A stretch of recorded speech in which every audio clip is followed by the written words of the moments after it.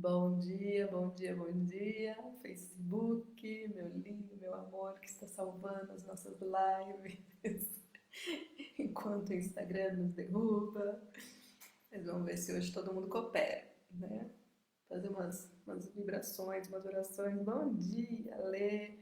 Bom dia, ARSR 1795. Quem é você? 1795, imagino que não seja a data do seu nascimento, né? Você vai ser bem louco. Hum, bom dia, né? Já comecei lá no Facebook também, que é onde estamos garantindo aí a gravação, né, das lives nos últimos dias. Ah, André! Nossa, André, esse nome é que agora que eu vi sua foto, quando apareceu aqui, quando você entrou, não apareceu sua foto, apareceu que você entrou na mesma hora que a Lê. Bom dia, seja bem-vindo. Ah, entendi. É um do 795. Então tá bom. Senão eu já tava achando que tava entrando aqui, né? Um espírito, aquela assim. O Instagram tá tão estranho, ele tá tão bizarro, né? Que a gente não duvida de mais nada. Sei lá. Fazer um despacho nesse Instagram aí. Hum, ontem foi interessante, né? Ontem a gente falou sobre a autorresponsabilidade. É um tema que é super importante, que é super importante para que a gente realmente assuma a nossa vida, né? Assumir a nossa vida é justamente compreender que nós estamos como adultos aonde nós escolhemos estar. Né? Às vezes a pessoa fala, não, eu não escolhi, me mandaram aqui, tá, você tem sempre uma opção, né? Mas a opção, as escolhas não são fáceis, porque você nunca vai ter tudo, né, que você deseja. Sempre vai ter algo que você vai ter que abrir mão, né? Eu falo que não é à toa que a gente tem duas mãos. É pra gente não esquecer disso, né? Você consegue segurar com uma, mas sempre tem alguma coisa que vai ficar.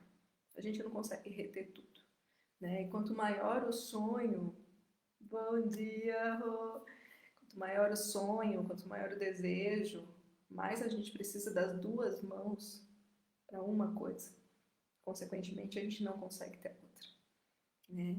E fazer essas escolhas é o que torna tudo tão desafiador, né? Porque quando a gente tem dificuldade de abrir mão, dificuldade de ser contrariado, né? A gente acaba realmente atribuindo a culpa ao outro, né? Dizendo que o mundo é culpado de eu não ter tudo. Mas será que a gente precisa de tudo que a gente quer? Esse é o ponto, né? Então, ontem a gente falou sobre isso e foi muito interessante que eu passei uma situação com os meus filhos, que na verdade já está acontecendo faz um tempo, né? Eu tenho um filho, né, para quem não sabe, o Rafa, meu primogênito de 10 anos, quase pré-adolescente, né? E tem o Gabu, de 5 anos. E já vai fazer alguns meses que o Gabu, quando o Rafa faz, ele dá risada, ele ri muito e ele ri deliciosamente, né? Ele tá deixando escapar um pouco de xixi. E é muito interessante, porque o que, que eu observei? Né? E que foi um exercício que eu precisei trazer para a consciência, porque senão eu ia errar mesmo. Né? Eu e meu marido, que depois eu compartilhei com ele para a gente alinhar os planetas, para a gente tratar da mesma forma essa situação. Né? Hoje ele está fazendo menos, ele deixa escapar só um pouquinho, depois ele corre pro banheiro, mas no começo ele fazia xixi na calça de tanto rir. Né? E aí o que, que ele falava quando ele fazia xixi na calça? O Rafa me fez fazer xixi na calça. E aí, no começo, das primeiras vezes, o que, que aconteceu? Eu e o pai ficamos bravos com o Rafael. A gente entrou no jogo do Gabu, né? De dizer que a culpa dele fazer xixi na calça, porque ele só tem 5 anos, era do irmão mais velho que fazia ele rir. Então foi automático a gente olhar para aquela situação e dizer que a culpa era do mais velho. Que a culpa não era de quem estava fazendo xixi, mas de quem estava fazendo o outro rir, que como consequência acaba fazendo xixi nas calças. E aí ontem, depois da leitura, né, de ontem, né, da autorresponsabilidade, aconteceu a situação, mas está acontecendo cada vez menos. E ela fala, bom dia, Simone.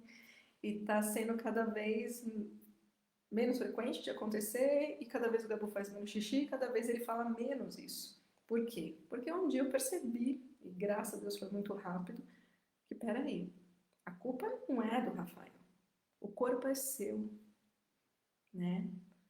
Então esse exercício da gente se apropriar da nossa mente, do nosso corpo, das nossas escolhas.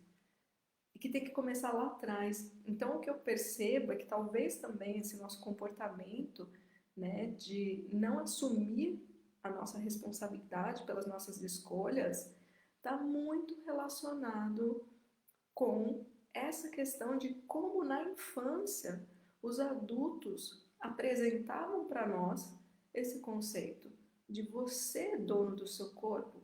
Então, se você riu muito porque o seu irmão fez graça e você fez xixi na calça, a culpa não é do seu irmão. Você precisa entender que é necessário, quando vocês começam a brincar, vá ao banheiro antes. A hora que você perceber que vai ser uma brincadeira onde você vai rir muito, corre para o banheiro, faz xixi e volta para continuar rindo. Porque aí teve um outro erro que a gente cometeu, mas que também foi pouco, graças a Deus, que foi falar para o Rafa parar de fazer o Gabu rir. Olha o bloqueio. O bloqueio que está lá em uma das primeiras leituras, se eu não me engano, a segunda ou terceira, segundo ou terceiro dia, hoje a gente está no 11º, aliás, deixa eu falar que eu sempre esqueço, né? 11º dia da leitura desse livro, né? Que é Amar e Ser Livre, do Prem Baba, tá? Dia 18 de abril, domingão. Eu sempre penso antes de começar que eu vou fazer essa introdução, mas eu ainda não consigo. Prometo que até o final da leitura do livro eu consigo. E então a gente estava indo justamente para esse lugar muito perigoso, que é de onde começam todos os sentimentos de ódio, de vingança dentro do sujeito, do bloqueio da espontaneidade, e que a gente estava fazendo com o Rafa, né? A gente começou a brigar com o Rafa. Rafa, para de fazer seu irmão rir. Tipo, como se o problema fosse esse. E não era. Só que, tanto eu quanto o pai, hoje, temos uma maturidade parental, né, que ajuda com que a gente rapidamente tome consciência do que a gente está fazendo, né, e tome esse tipo de atitude, de mostrar para ele, o corpo é seu. Você tem a escolha de ir ao banheiro antes de começar a rir ou de fazer xixi na calça, entendeu? Mas se responsabilize por isso. O problema não é o xixi na calça, a gente lava e a gente não briga quando ele faz, né? Porque a gente entende que ele ainda está numa idade que ele tem essa dificuldade na hora da excitação, porque rir é um gozo, né? É muito excitante rir, né? Gargalhar então é maravilhoso. E aí nessa idade, onde ele ainda está no processo de formação de tudo isso, realmente fica mais leve, assim, coisa solta. Bom dia, Lê. Então, foi uma situação que me fez relacionar com muito conteúdo que a gente está lendo aqui, né? Isso para mostrar que apesar dele falar muito do casamento, do relacionamento amoroso, porque lá para o final vai entrar bastante nessa questão do sexo mesmo em si, é muito forte essa parte assim de você poder olhar para toda a vida, para todos os aspectos, através da leitura desse livro. Ele é muito amplo. Bom dia, Douglas! Gente, várias pessoas das antigas aqui, hein? DTWB, da Oswaldo Cruz, de São João Clínico, adoro esse lugar. Eu falo que as redes sociais, elas, quando a gente sabe usar, né, e quando a gente traz algo que tem valor, ela permite essa reconexão. Estou muito feliz de ver vocês aqui, de verdade.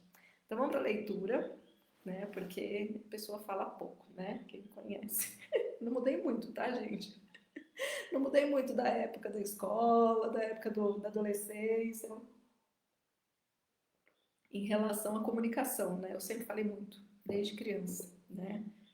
Eu era aquela que, a matraca, né? Mayra Traca. Por isso que eu acho que eu escolhi ser psicanalista, porque o psicanalista no consultório ele precisa ficar em silêncio, né? Então é um ótimo exercício para mim, né? E olha que eu dou conta. Tem muita gente que não acredita, fala, como que você fica quieta? Eu falei, fico bonitinha. Então vamos lá. Não existem vítimas. A autorresponsabilidade. Então, aqui, para quem nunca participou da leitura, só explicar que eu vou lendo e vou comentando ao mesmo tempo, tá?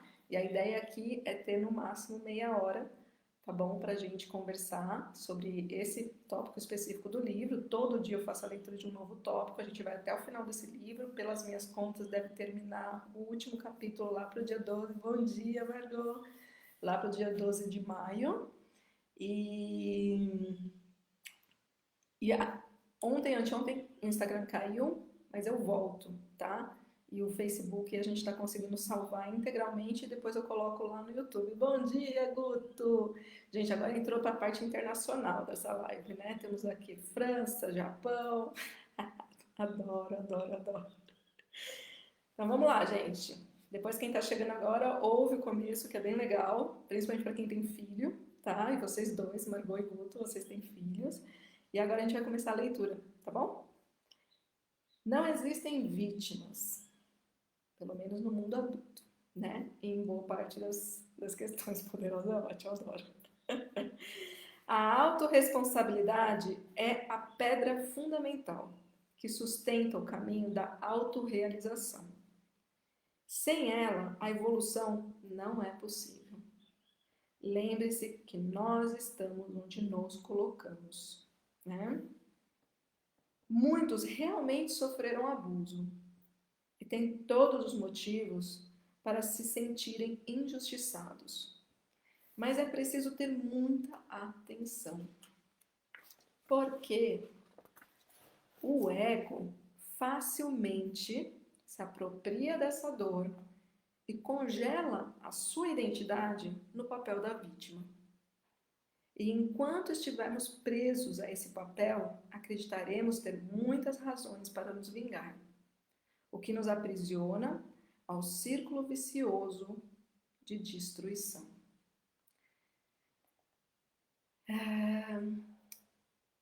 E a gente faz isso, esse círculo vicioso, quando a gente compreende, não, a gente interrompe esse círculo, na verdade, quando a gente compreende que a vítima, de fato, ela está dos dois lados, né? Ela está do lado do opressor e do oprimido, né? Porque o opressor, um dia, também já foi oprimido. E aqui eu convido vocês a assistirem o filme do Coringa. É um filme importantíssimo para a gente compreender como se desperta a maldade no indivíduo, né? E que isso começou lá na infância, inclusive do Coringa. É um filme forte. Não aconselho jamais deixar uma criança assistir, de verdade. Eu não deixei os meus, eles imploraram, eu não deixei. Eu falei, não, esse não. É muito forte, é muito brutal, muito brutal. Mas é algo que você pode acreditar. Bom dia, Fê! Você pode acreditar que existe sim, né? E nós somos os sintomas da nossa infância, né? Pro bem e pro mal. E eu tenho algumas pessoas que dizem que nós somos os sintomas dos nossos pais. Forte.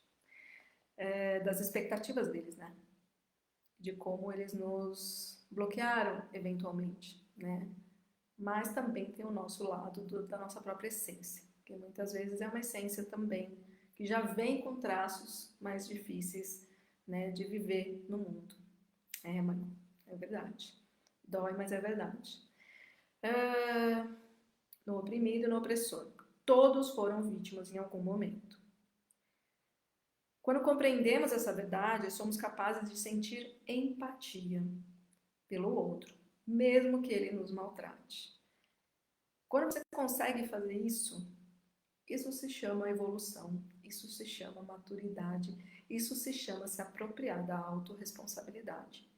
E eu falo, não é fácil, né? Eu tô agora com 42 anos, né? Já trabalhando com esse campo de autoconhecimento há muito tempo, estudando muito, né? Fazendo análise há muitos anos, e eu vou falar para vocês que eu ainda derrapo bastante nisso, né? Então, mesmo eu tendo consciência de tudo que eu estou trazendo para vocês e de muito mais, ter consciência é o primeiro passo e que é importantíssimo. Mas existe uma coisa, pois é, Guto, cuidado, depois a gente conversa sobre isso. Mas eles vêm para isso. Os nossos filhos, eles vêm para serem, no primeiro momento, espelhos. E é por isso que as relações familiares, na família nuclear, são as mais complexas. Porque é um projetando no outro E a gente projeta aquilo que a gente não quer ver na gente. E é daí que nascem os conflitos, porque a gente não aceita esse lado em nós. Só que a gente vê no outro. E aí a gente acha que é o outro que é o problema. E na verdade ele é só um espelho. Tá? Tem alguns conteúdos aqui que eu falo bastante sobre isso, tá bom? Quando nos colocamos no lugar do outro e vemos a dimensão da dor que ele carrega, não há espaço para vingança. Abre-se então uma janela que nos dá a chance de interromper o sofrimento. Mas esse processo não se dá assim, racionalmente. O perdão não pode ser racional. Podemos até tentar estabelecer empatia intelectualmente, mas isso não tem o poder de nos libertar. O buraco é mais embaixo, mais profundo, literalmente. Para realmente integrar o que é sinônimo de perdoar, é preciso entrar em contato com as emoções guardadas, com a tristeza e com a raiva. É preciso entrar em contato com o plano de vingança desse eu que se sente machucado e rejeitado. Independentemente do estágio em que se encontra nesse processo, você precisará ter a disposição para olhar isso de frente, até que possa liberar os sentimentos guardados e desprogramar as marcas que ficaram no seu sistema. Quando esse processo se completa, você se desidentifica do eu abusado. Ou seja, você sai do papel de vítima.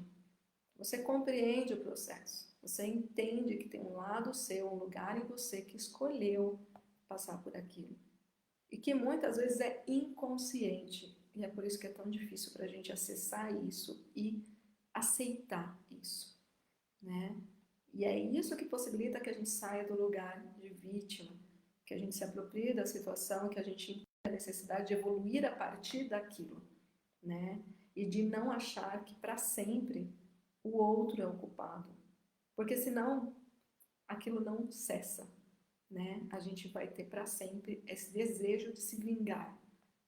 E se o outro não está ali para a gente se vingar, então, por exemplo, uma pessoa que se sente que foi muito machucada pela figura parental, né? Pelo pai, pela mãe, pelo avô, enfim. E essa pessoa falece. Essa energia de vingança, ela tem que ir para algum lugar. Ela vai para o mundo. Ela vai para os parceiros, para as parceiras. Ela não cessa. Aquela pessoa que sim, te fez mal, ela já foi. Não tem mais como você se vingar dela, mas o desejo de vingança permanece. E se o desejo de vingança permanece, você vai buscar uma vítima.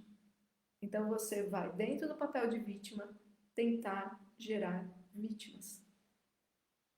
E isso não para. Se você não acessar essa dor, se você não acessar essa raiva, e eu acho que um dos grandes entraves é viver numa sociedade que, desde que somos crianças, diz que a gente não pode sentir raiva. Diz que a gente não pode brigar, que a gente não pode gritar, que a gente não pode falar o que pensa. Cala a boca, menino. Engole o choro. Cara, tudo isso vira veneno. E a gente vai se envenenando, se envenenando, se envenenando. E depois a gente traz para o mundo. E é um ciclo de ódio, de vingança, de medo que não cessa. Então a gente precisa aceitar que existe um lado nosso que tem raiva, que tem ódio. E que ele está sendo alimentado e nutrido desde a infância. E que se ele não for olhado, aceito, acolhido, de colocar a raiva no colo. Sim, eu fiquei com raiva da minha mãe. Eu queria matar minha mãe. Não, mas você é filha, você tem que amar. É sua mãe, te colocou no mundo. Oi? Eu tenho o direito de odiar. Ninguém disse que eu vou transformar esse ódio numa ação ruim para minha mãe. Mas eu tenho o direito de dizer, aquele dia que você fez isso, eu te odiei. Eu fiquei com raiva. Eu queria te matar. Porque eu tenho que entender que esse desejo existe em mim. Agora, negar esse desejo é ser tomada por ele. E na nossa sociedade, a gente não é permitido desejar o nosso desejo, né? A gente é o tempo inteiro condicionado a desejar o que o outro deseja que eu desejo. e onde eu existo, né? E o eu existo é completo, bondade e maldade. Quem vive comigo precisa aceitar os dois lados, mas para que o outro aceite os meus dois lados, eu preciso aceitar. E é muito difícil a gente aceitar que dentro de nós existe a vontade de se vingar de quem a gente ama, né? Como assim? Eu amo tanto. Por que eu quero me vingar? Por que eu faço mal para ela, para ele? Porque existe um desejo de vingança que não é em relação àquela pessoa, provavelmente. E aí tem que buscar as memórias infantis. De onde vem essa raiva? De onde vem esse ódio? De quem de fato você deseja se vingar? E se permite sentir, dizer, gritar, chorar, para expurgar esse afeto. Ele precisa transbordar, porque senão você adoece e traz a sua doença para o mundo. E aí eu volto na sugestão do filme Coringa, tá? É a identificação com a ideia de eu e meu que nos faz reagir, muitas vezes até com vingança, tornando-nos abusadores. Enquanto estivermos identificados com o ego, essa guerra nunca vai acabar. Queremos fazer justiça com as próprias mãos, porque acreditamos ser vítimas. Ao olhar de fora, com um certo distanciamento, você consegue perceber que não há vítimas. Ou se há, somos todos nós. Então, não faz sentido querer se vingar. E é isso, né? A leitura de hoje. Então, não é simples, né? Como eu estava falando, existe um processo para fazer isso. E esse processo, ele implica em primeiro a gente ter coragem de começar a tomar consciência sobre isso, né? Sobre o fato de que em tudo aquilo que a gente ainda se coloca no papel de vítima como adultos, existe uma criança ferida. Essa criança dentro de nós, né? Porque a nossa psique, ela é atemporal. Tudo que aconteceu na infância tá ali, vivo. E quando vocês começam a resgatar as memórias, né? Por exemplo, em análise, né, a gente faz muito esse trabalho, é lindamente assustador como a emoção que aconteceu no momento do trauma volta como se o trauma tivesse acontecendo naquele instante.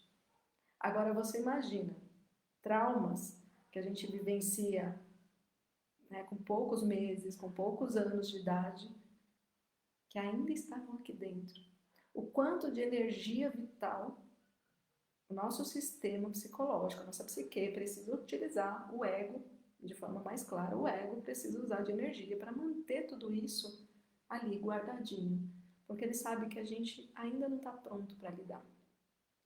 Então a gente vai se fortalecendo, a gente vai aceitando os nossos desejos, a gente vai aceitando que a gente tem um lado nosso que quer se vingar, que tem raiva, que tem medo, que tem ódio. E é fazendo esse processo que a gente vai flexibilizando a capacidade do nosso ego de olhar e falar, ah, deixa isso passar, deixa ela saber o que aconteceu. Acho que agora ela dá conta. Né? E muitas vezes o processo começa através dos sonhos. Então, os sonhos, eles trazem muita informação. Porque nos sonhos é permitido chegar de uma forma distorcida. O sonho, ele distorce o que aconteceu. Ele traz através de simbologias, né? Mas é o sonho, a maioria das pessoas não sabem, mas o sonho, ele é uma fonte de cura. É o nosso sistema tentando fazer com que a gente aos pouquinhos vá aceitando que aquilo aconteceu, vá recuperando essas memórias, desses traumas, dessas dores.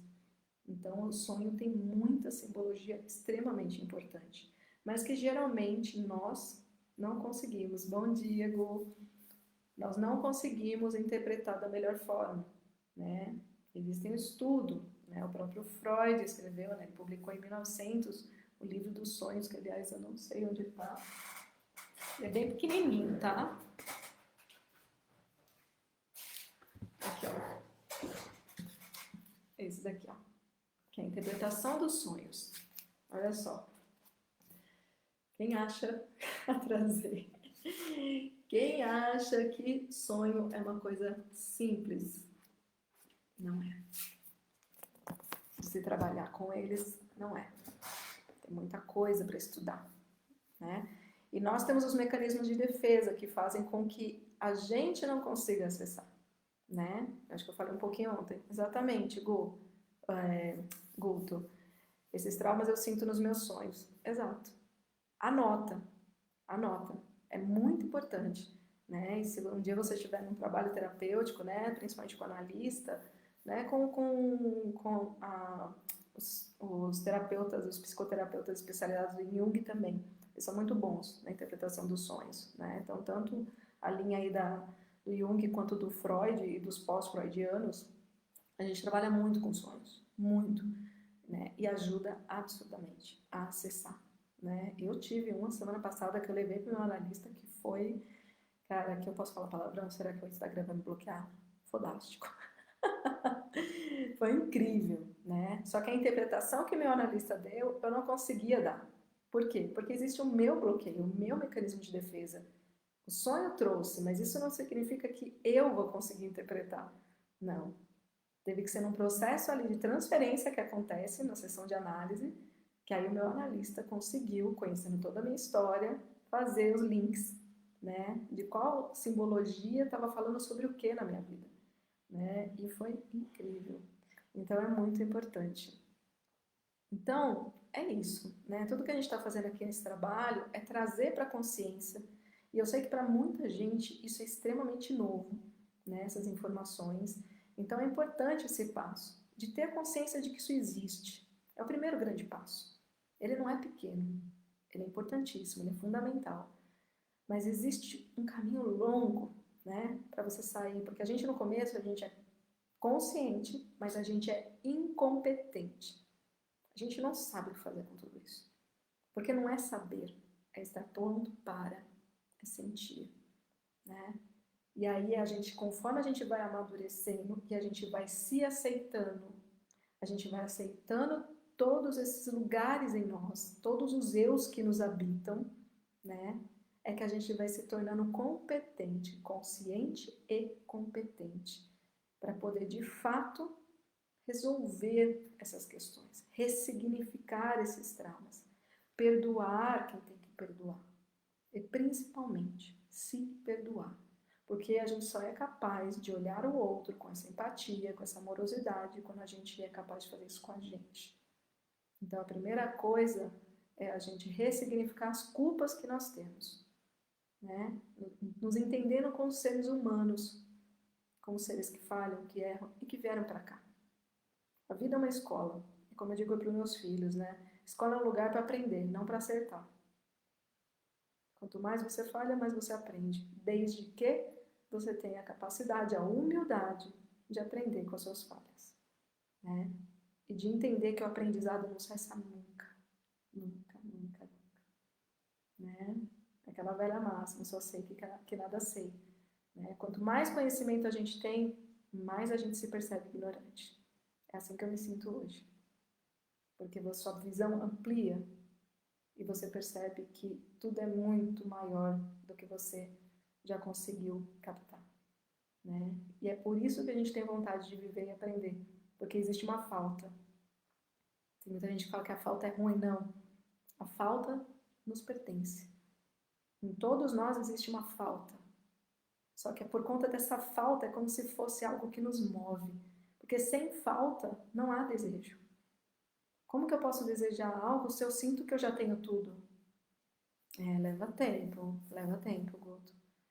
Então, assim, a gente precisa ter a falta para que tenha algo que a gente ainda deseje, algo que a gente ainda queira alcançar, né?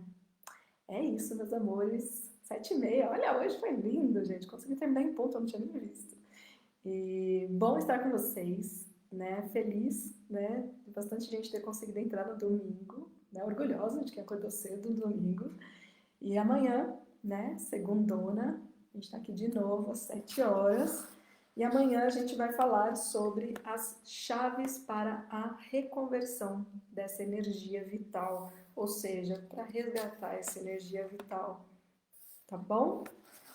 Ah, Lê, gratidão a você. Amo todo dia. A Lê, desde o começo, ela tá aqui todo dia. Adoro. Tá bom, amores? Vai ficar salvo hoje no IGTV, no Facebook. Vou subir lá no YouTube também, para quem não tem rede social, tá bom? E amanhã às 7 horas a gente tá aqui de novo, com esse papo gostoso. Um beijo grande, ótimo domingo para todo mundo. Tchau, tchau.